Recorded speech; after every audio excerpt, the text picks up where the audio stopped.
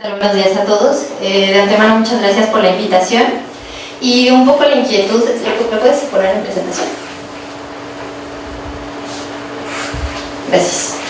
Un poco la inquietud de presentar este tema es porque usualmente lo que consideramos nosotros es que por el hecho de estar jóvenes y por el hecho de estar delgados ya somos unas personas sanas. Y ahorita vamos a ver que el sedentarismo ya está representando un factor de riesgo igual de importante que si fuéramos fumadores crónicos o igual de importante que si fuéramos tomadores, diabéticos descontrolados o hipertensos. Entonces, por eso el título de la presentación. Vamos a la que sigue. Desde hace muchos años ya se conoce que el ejercicio aporta muchos beneficios, de ahí que las personas lo hayan adquirido como una forma de estilo de vida. ¿Qué beneficios pudiera llegar a tener el ejercicio? Como mencionaba ahorita precisamente en la presentación el rector, lo que vamos a ver es que el ejercicio tiene beneficios en el aspecto físico, en el aspecto psicológico y en el aspecto social. Entonces, en el aspecto físico ayuda muchísimo al control de la glucosa, disminuye el colesterol total, aumenta el colesterol bueno, ayuda en mucha medida a que nosotros podamos disminuir la grasa cuando se encuentra esta enfermedad de hígado graso no alcohólico, la acumulación ahí, ayuda a mejorar la capacidad aeróbica y por ello disminuir el riesgo de que nos infartemos.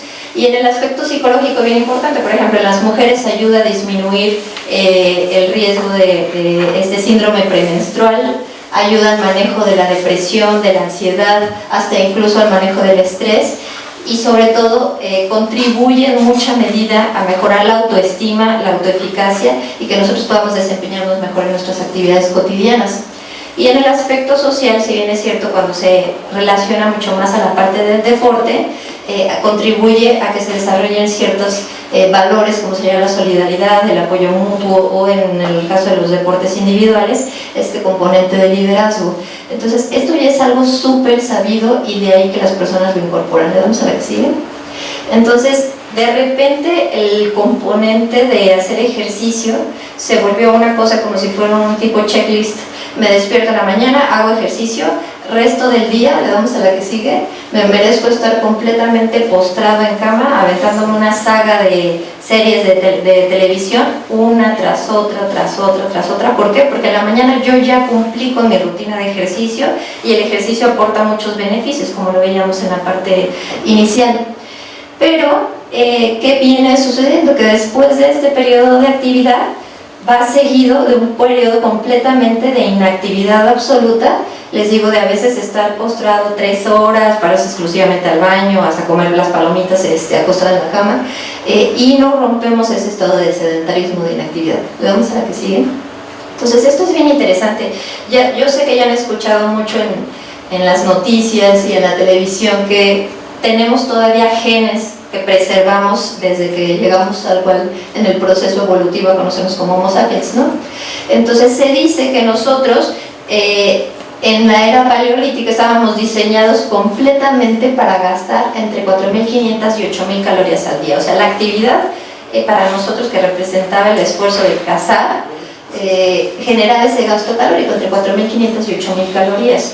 Se dice hasta incluso que si se llegaba, por ejemplo, el hombre a comer un alce, era porque en realidad el alce caía desvanecido completamente después de sufrir como una especie de sobrecalentamiento porque no tienen mecanismos tal cuales para disipar el calor. Entonces el humano corría y tenía una resistencia tal que el alce terminaba cayendo por golpe de calor y entonces era cuando se lo podía comer, ¿no?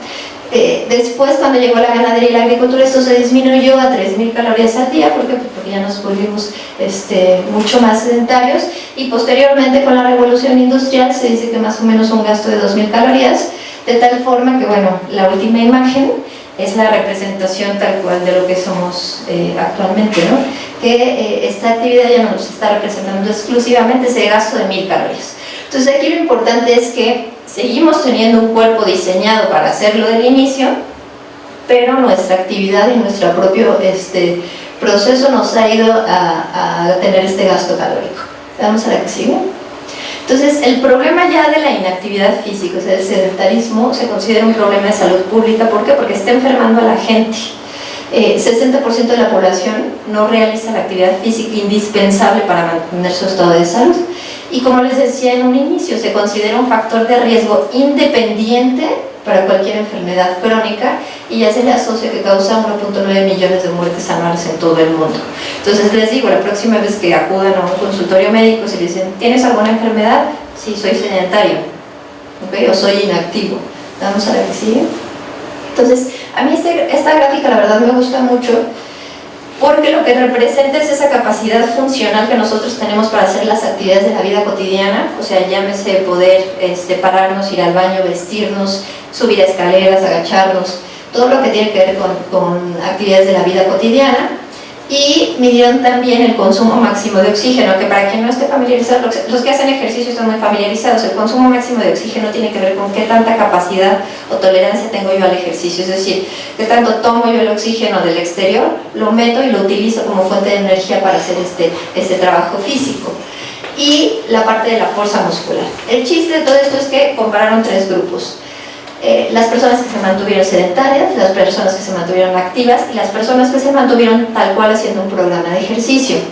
De tal forma que en la línea de abajo, lo que se ve en esa línea punteada es ese proceso de fragilidad en donde nadie quiere llegar. Fragilidad significa depender de una tercera persona para yo poder hacer mis actividades cotidianas. O sea, lo clásico que dicen, no, yo no quiero llegar como mi abuelita que le tienen que poner los zapatos, que la tienen que acompañar al baño para poder hacer sus necesidades. Entonces, lo que vemos es que el propio proceso de envejecimiento, porque abajo en el eje de las X están las edades, el propio proceso de envejecimiento nos lleva a un deterioro progresivo, que si se dan cuenta, pues casi que no lo podemos evitar, no va a la bajada. Pero si nosotros nos mantenemos activos, esto es mucho más paulatino, y si nos mantenemos tal cual haciendo un entrenamiento deportivo, un ejercicio estructurado, esto va igual bajando, pero es de una manera mucho más paulatina. Entonces, de tal forma que aquí en este artículo lo que compararon es que una persona que tiene 50 años y se mantiene sedentaria es equiparable en funcionalidad, en capacidad aeróbica y en fuerza muscular con una persona de 80 años que se mantiene haciendo ejercicio formal. Y de este lado yo decidí arbitrariamente marcar esta línea, un poco porque tenemos ahorita muchos problemas con el grado de inactividad de los adolescentes. Entonces, si se dan cuenta, un adolescente que es sedentario es equiparable con una persona de 50 años que se mantiene haciendo ejercicio estructurado y ejercicio formal. Vamos a ver qué sigue. Entonces, el sedentarismo provoca el doble de fallecimientos prematuros que la obesidad, y entonces en este gráfico lo que podemos ver es ese riesgo atribuible a diferentes causas, ¿no? O sea, que tanto la diabetes puede hacer que vayamos a morir, que tanto el colesterol alto, la hipertensión, el ser fumador y el tener obesidad, y este último componente es la parte de la capacidad aeróbica, o sea, la capacidad cardiorrespiratoria. Entonces, si se dan cuenta, la capacidad cardiorrespiratoria cuando está afectada incrementa en mucho más medida el riesgo de muerte que cualquier otro de los componentes. Vamos a ver si. Entonces, hay que definir ciertas cosas, o sea, ¿a qué estamos nombrando con ser sedentario? ¿A qué estamos nombrando con ser una persona inactiva? ¿Cuál sería el componente o lo que llamamos ejercicio, deporte y la parte del fitness? Entonces, como sedentarismo, el Colegio Americano de Medicina del Deporte dice que son aquellas actividades que no incrementan sustancialmente el gasto energético basal. O sea, el gasto energético basal es por estar yo simplemente sentado, cuántas calorías ocupa mi cuerpo para que funcione el cerebro, el sistema respiratorio, el sistema digestivo, cardiovascular, todo eso. Entonces, cualquier cosa de simplemente generar un gasto calórico por mantener una tablet arriba, eso significa completamente sedentarismo. Vamos a la que sigue. Y inactividad física pareciera que suena lo mismo, pero no. Si de algo quiero que se lleve un mensaje saliendo de aquí, es que estoy hablando de tres cosas diferentes y son las acciones que ustedes deben de tener. Una, disminuir las conductas sedentarias. La otra, incrementar la actividad física. Y el último componente es hacer un programa de ejercicio. Entonces, por inactividad física se mide de diferentes maneras. Lo más habitual ahorita es que se mida con los podómetros, lo que tienen las aplicaciones luego de los celulares, que en su parte de salud, la mayoría de los iPhone tienen un cuentapasos.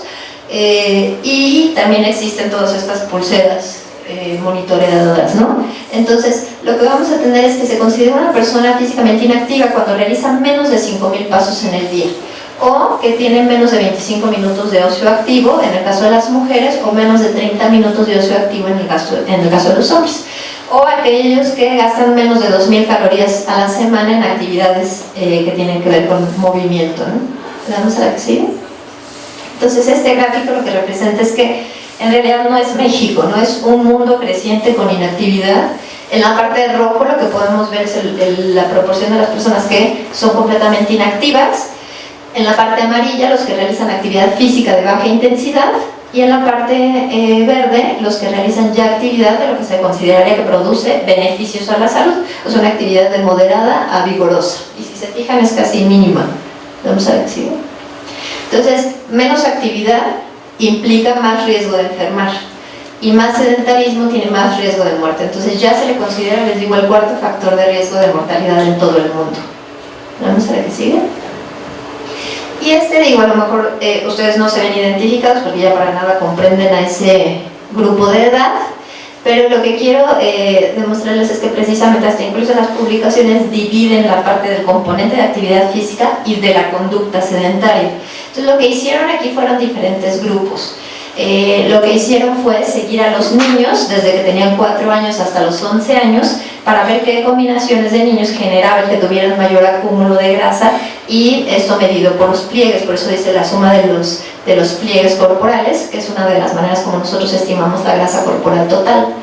Entonces, la primera combinación, que evidentemente es la peor, la de la carita roja, es de aquellos niños que generaron más acúmulo de grasa. ¿Por qué? Por tener poca actividad y demasiadas horas de televisión. El siguiente, que sería la carita que no está tampoco tan contenta, es tener poca actividad y ver pocas horas de televisión. La otra, que también es amarilla, es tener una alta actividad pero también ver muchas horas de la televisión. Y el último, que sería la carita feliz, que es lo que genera menos acúmulo de grasa en los niños, es tener mucha actividad y también ver pocas horas de la televisión. Vamos a ver qué sigue. Y la verdad me gusta mucho. Esta imagen lo que representa es un estudio que en medicina se llama electromiografía de superficie. Para que se den una idea, se colocan unos electrodos a nivel de los músculos y lo que se ve es la actividad muscular, o sea, qué tanta corriente eléctrica hay para que después surja esta contracción muscular. Entonces, lo que les quiero representar con esto es que cuando estamos completamente sentados, los electrodos se colocan en las piernas. Cuando nosotros estamos completamente sentados, es silencio muscular, o sea, no hay ningún músculo que esté trabajando por estar sentado, más que los músculos del tronco para que no se nos caiga la cabeza, ¿no? Pero, por eso aquí está representado como un silencio muscular. Esto es silencio. Cuando nosotros, al menos de haber estado completamente sentados, nos pusimos de pie, bueno, ya eso generó cierta actividad muscular, lo que quiere decir que por actividad muscular se generó un gasto calórico. Cuando nosotros ya nos atrevimos al menos a dar 4 pasos para cambiarle a la televisión, ya, al menos eso ya generó más gasto de energía todavía que solamente habernos mantenido de pie. Y el hecho de permanecer todo el tiempo, seguido después de haber, por ejemplo, de haberse parado de una silla, está representado igual con esa actividad de movimiento. Entonces, cuando los investigadores han visto qué efecto tiene que una persona se mantenga 12 horas de pie comparada con una persona que se mantiene 12 horas sentada, da una diferencia de 3.500 calorías a la semana. 3.500 calorías a la semana es el equivalente a que ustedes tengan una ganancia de medio kilo por semana. Entonces, así de importante es que al menos por cada hora que ustedes pasen sentados, se paren al menos por 1 minuto. Por eso ya todas las recomendaciones, les digo, de estas aplicaciones, que te dicen, ya párate, ya llevas 1 hora sentado, ¿no? De ahí lo sacaron las publicaciones. Vamos a la que sigue.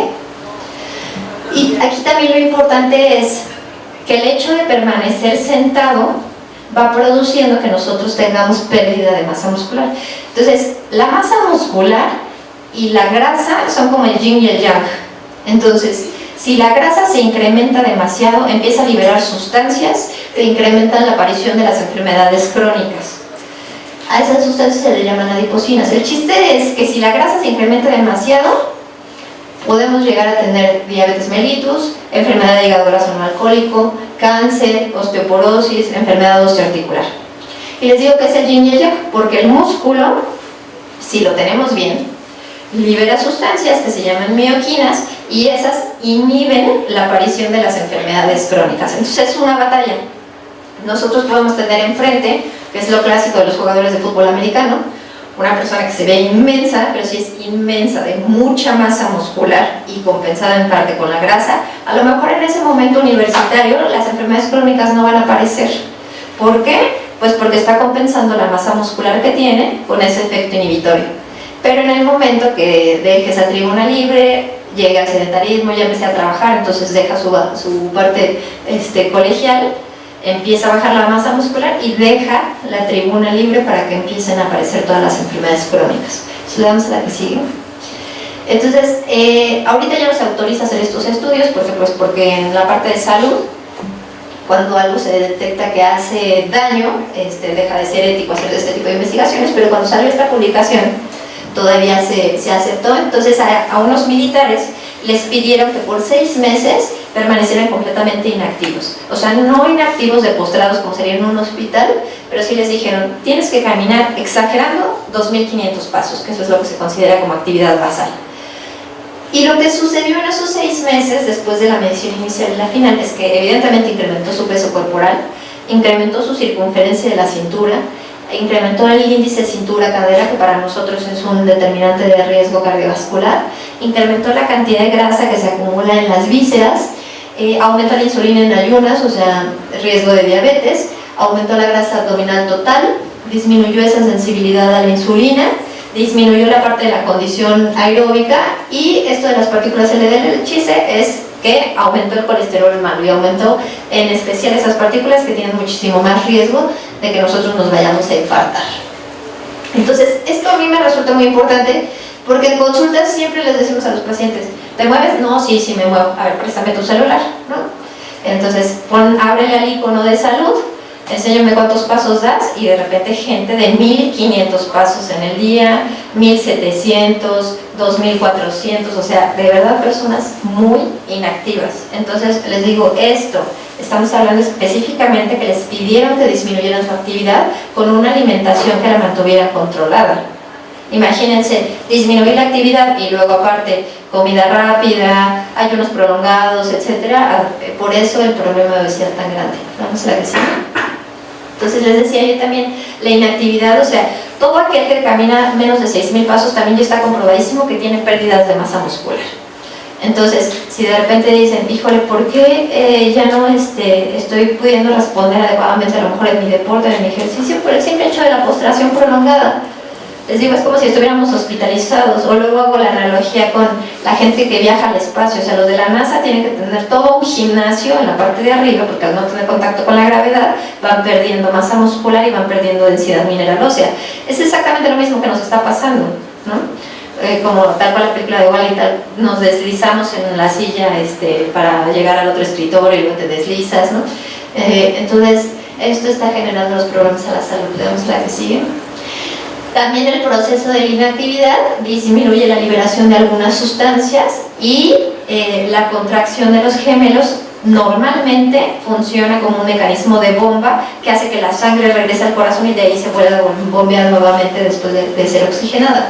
Entonces, después de estar demasiado tiempo sentados, tenemos muchísimo más riesgo de generar trombosis venosas profundas, aunque no lo crean, en gente completamente joven. Vamos a ver qué sigue. Y la propia inactividad, que es esto que les mencionaba hace un rato, de la gente que viaja al espacio, ¿no? La propia inactividad, por no tener ese contacto de la fuerza de gravedad, está generando que tengamos pérdidas de masa de la densidad mineral ósea y por lo tanto estamos encontrando ya osteopenia y osteoporosis en gente muy joven. Ahí en el centro médico a veces estamos haciendo un protocolo que tiene que ver con el estudio de la composición corporal y de la densidad mineral ósea, y estamos encontrando esto en gente de 27 años, de 30 años, que uno diría, ¿cómo es posible que tengan osteoporosis? ¿Cómo es posible que tengan osteopenia si están súper jóvenes? Te digo, la inactividad es parte de ese resultado, porque hay una ley que se llama ley de Wolff, que para que se pueda generar esa formación de hueso debe de haber contacto, o sea, debe de haber fuerzas de resistencia que nosotros ejerzamos, y eso genera la formación de esas células. Vamos a la que sigue.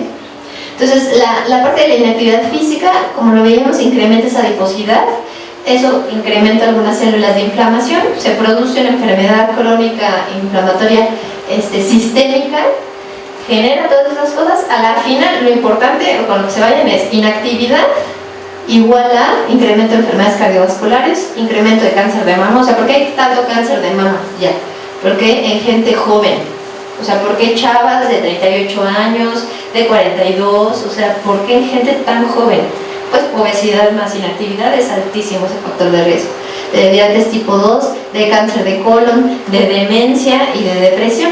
Porque, vamos a ver, a lo mejor no se los mencioné al inicio, pero uno de los beneficios del ejercicio y de la actividad es favorecer el flujo sanguíneo a nivel del cerebro. Entonces protege frente a los riesgos de Alzheimer. ¿Por qué? Pues porque cualquier actividad que ustedes aprendan, no solo del ejercicio, un idioma nuevo, un instrumento, genera un nuevo patrón de conocimiento, un nuevo engrama motriz, y eso previene el riesgo de la parte de la demencia. Vamos a la que sigue. Y este es una publicación en la que se midió un factor, que no quiero ni que se lo aprendan, que es el LPP1. El chiste es que ese factor lo que protege es que no se nos generen trombos en las piernas. Entonces, justo lo interesante es esto, o el mensaje de esta diapositiva es esto, que el sedentarismo es tan malo que no alcanza a ser contrarrestado a pesar de que hagamos ejercicio. Es decir, esta sustancia que tiene efectos protectores está en esa liberación o en esas concentraciones cuando nosotros permanecemos de pie. Después de esas 12 horas de inactividad, baja sustancialmente esa sustancia de manera significativa y entonces ya no estamos protegidos frente a los efectos de que se nos generen trombos en las piernas. Ah, ok, bueno, no pasa nada, pasé 2 horas ahí aplastado viendo la saga de lo que se les dé la gana de las series de televisión, entonces pasé todo ese tiempo así sentado. Bueno, ahora me voy al gimnasio y me meto una frega en el gimnasio a toda intensidad para que se me quiten esos efectos adversos. Pues no llega a generarse la concentración de esa sustancia a pesar de que yo haga una sesión de ejercicio. Entonces justo eso es lo que les digo que resulta tan importante. Vamos a la que sigue. Y aquí hicieron diferentes combinaciones, no lo mismo estar completamente de pie, estar un día sentado, estar 15 días sentado, parece que de repente el cuerpo se empieza a volver inteligente, ¿no? Porque uno diría, bueno, un día sentado, ¿por qué es peor que 15 días sentado? Pues porque el cuerpo no es tonto, ¿no? Después de que ya le diste tanto un estímulo nocivo, dice, no, si sigo yo con esta situación, voy a morir. Entonces genera mecanismos de adaptación para no tener exactamente la misma concentración. Pero el chiste es que por un día que tengamos un viaje prolongado, que viajemos a Europa, lo que sea, ya estamos perdiendo nuestro estado de salud. Vamos a la que sigue. Entonces siempre el razonamiento es o sea, 1 hora, de ahí donde dice centro de fitness, 1 hora que yo me vaya al gimnasio a hacer mi ejercicio estructurado y que me ponga checklist, no alcanza a contrarrestar la hora que me pasé en el carro para poder llegar a la escuela, la hora que me pasé de regreso, las clases, la parte que estuve estudiando, la parte de ya estar en la casa y estar a lo mejor con el celular, con el laptop, leyendo. O sea, no alcanza a ser contrarrestado. Vamos a la que sigue. Entonces siempre preguntan, o sea, ¿quién realmente gasta más tiempo en la parte de la actividad física? Esta persona que abajo hace 60 minutos y el resto de su día es completamente sedentario e inactivo, o esta persona que a lo mejor solamente va al gimnasio a la parte estructurada y hace 45 minutos y el resto del día se mantiene físicamente activa. Entonces evidentemente y esto salió también de una publicación que es súper interesante. A ver, vamos a comparar a estos sujetos que se mantienen 12 horas en el trabajo así, escribiendo, lo sacamos, lo llevamos al gimnasio y que haga ahí su sesión de ejercicio, versus los que no pisan un gimnasio a lo largo de todo su día, pero se mantienen físicamente activos, o sea, más de 10.000 pasos. Resulta que les va mejor a los que se mantienen físicamente activos, aunque no pisen un gimnasio, ¿ok? ¿Por qué? Por la suma de horas de actividad respecto de una sola. Gracias. Y esta es una forma de clasificarse. Entonces, si ustedes quieren ociosamente voltear a ver ahorita su celular y ver su registro, si lo tienen encendido para ver cuántos pasos dan en el día. Entonces, menos de 2.500 es actividad basal. Menos de 5.000 pasos es inactivo. Se consideran poco activos a los que llegan hasta 7.499. Algo activos, o sea, como moderadamente activos, los de 7.500 a 10.000 pasos. Y ya activos cuando haces más de 10.000 pasos y muy activos 12.500 pasos. ¿Le vamos a la que sigue? Entonces ser físicamente activo es mejor que no hacer nada. Entonces caminar más de 5.000 pasos disminuye el riesgo de que nosotros nos vayamos a infartar Y quien camina más de 12.500 pasos, pues ya tiene mejores perfiles lipídicos en comparación con quien camina menos. ¿Te damos que sí? Entonces, la cantidad de pasos también se correlaciona con la condición física que nosotros tengamos, la adiposidad también a nivel central, el colesterol malo y la presión arterial. Y el menor número de pasos es un fuerte predictor de enfermedad cardiovascular. Entonces es lo que les digo, siempre les decimos a los pacientes, no te puedes ir a dormir si traes menos de 5.000 pasos. O sea, es casi que te hubieras fumado una cajetilla de cigarros o que tuvieras diabetes descontrolado, que fueras hipertenso descontrolado. No te puedes ir a dormir. O sea, te puedes a caminar en tu casa, lo que sea, hasta llegar a esa meta. ¿Vamos a ver si no? Entonces, aquí está otro estudio, ¿no? Del porcentaje de sobrevida. O sea, aquellas personas que cuando se les hace una prueba de esfuerzo toleran incrementar esa intensidad del ejercicio a menos de 5 metros, o sea, menos de 5 veces el metabolismo basal, tienen muchísimo más riesgo de muerte. Las personas que logran llegar a etapas en las que se incrementa de 5 a 8 veces más que estar en reposo, pues tienen una sobrevida mejor, pero aquellas personas que cuando se les hace una prueba de esfuerzo aguantan 8 veces más que estar en reposo, o sea, esa intensidad de 8 veces más, tienen mucho mejor sobrevida. Vamos a la que sigue. Entonces les digo a la final, si no escucharon nada de lo que dije, nada más estos son los 3 mensajes. Hay que evitar el sedentarismo, o sea, por cada hora que ustedes pasen sentados, se tienen que parar al menos por 1 minuto. Incrementar la actividad física, si no tienen una pulsera, lo que sea, con su celular, y hay aplicaciones también gratis de podómetros, no traten de incrementar 500 pasos cada semana hasta que lleguen al objetivo, o sea, sus 10.000 pasos, su idealmente 12.500. Y tal cual, meterse a un programa estructurado de ejercicio, porque el ejercicio les da los otros beneficios que decíamos, ¿no? En el aspecto físico, en el aspecto psicológico y en el aspecto social. Vamos a la que sigue. Entonces, el sedentarismo por sí solo es nocivo a la salud. No importa que sean jóvenes, no importa que no tengan ninguna enfermedad, no importa que estén guapos, o sea, no hay nada que nos proteja. Simplemente por ser personas sedentarias tenemos ese factor de riesgo. Vamos a la que sigue. Y la otra importante que les decía, hacer ejercicio no nos protege de los efectos nocivos del sedentarismo. Entonces no se crean que ya por tener su checklist el fin de semana de haberse parado en la mañana, a las 7 de la mañana a correr, se merecen aventarse series de televisión todo el día, pasando 8 horas postrados en cama y moviéndose nada más para ir al baño. Vamos a la que sigue. Entonces, no es que yo le haga comercial absolutamente a nadie, hay muchísimas herramientas tecnológicas que ya nos permiten hacer completamente objetivo esto. ¿Qué es lo que sucedía con la parte de la alimentación y el ejercicio? Que todas las enfermedades dicen, cambio en el estilo de vida, ¿no? El cambio en el estilo de vida comprende alimentación, ejercicio, ¿no? Digo, y partes mentales y espirituales, pero de alimentación y ejercicio. Entonces, uno prescribe una cosa y confía que el otro lo va a hacer, pero mucho del dicho al hecho, dicen, hay un gran trecho. Entonces, ¿qué es lo que han venido a hacer estas herramientas tecnológicas? A volver el componente de actividad física y ejercicio muchísimo más valorable y mucho más objetivo. Entonces, esto permite saber qué tan físicamente activos son ustedes, cuántas horas pasan de sedentarismo absoluto y qué tanto invierten en ejercicio y las características de su ejercicio. Entonces, la verdad es que cualquiera de las herramientas, ya sea el Fitbit, el Jawbone, el Garmin, el Apple Watch, o sea, el que sea, ya está manejando los 3 componentes. Les digo, nada más saquen el provecho al máximo. Creo que ya llegó el tema. Entonces, lo que hay que hacer es incrementar la actividad física y el ejercicio y disminuir las conductas sedentarias. Y esa sería la última. Muchas gracias.